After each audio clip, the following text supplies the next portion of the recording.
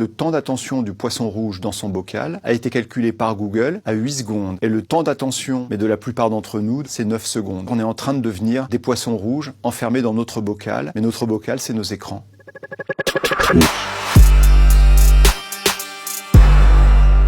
Il y a eu une étude qui disait qu'au-delà de 30 minutes passées par jour sur les réseaux sociaux, la santé mentale des plus jeunes était menacée. Et sur le téléphone portable en France, on y passe pas loin de 2 heures et on pense que ce temps va doubler d'ici 2 ans. Bon, est-ce que ça nous rend fous? Sans doute un peu, en tout cas ça nous rend dépendants.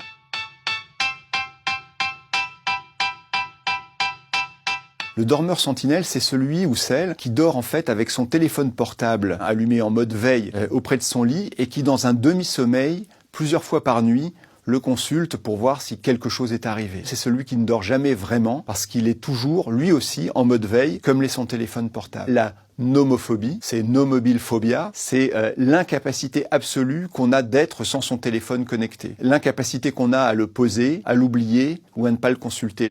Le snubbing, ça vient de phone et snubbing, c'est-à-dire je snub les gens qui sont autour de moi parce que je me consacre à mon téléphone. Regardez les temps de repas que vous pouvez avoir entre amis, en famille. Le snubbing, c'est typiquement je consulte mon téléphone portable alors que tu es avec moi, que tu me parles et pourtant toute mon attention est attirée vers cet écran. Il y a un syndrome plus compliqué, presque prédépressif, qui s'appelle l'assombrissement. C'est quand vous commencez à avoir l'habitude de rechercher ce que fait un profil, de vos amis en ligne. Vous ne pouvez pas vous empêcher de le suivre, de le traquer, de savoir ce qui se passe. On parle d'assombrissement parce que petit à petit, ça vous écarte de la réalité de la vie pour vous plonger dans une sorte d'obsession quant au comportement de cette personne en ligne. Au début, les réseaux sociaux, tous ces outils-là, nous permettaient d'avoir plusieurs identités et c'était une liberté, c'est toujours une liberté qui nous est donnée. Mais de temps en temps, cette liberté nous entraîne vers la schizophrénie de profil, c'est-à-dire qu'on a tellement d'identités différentes qu'on ne sait plus très bien se situer soi-même par rapport à ces profils-là. Il y a un syndrome qui s'appelle l'atasagoraphobie, c'est la peur d'être oublié. Dans les réseaux que nous occupons, elle se manifeste par un contrôle permanent quant à savoir si vous avez été liké, si vous avez été sharé, donc partagé,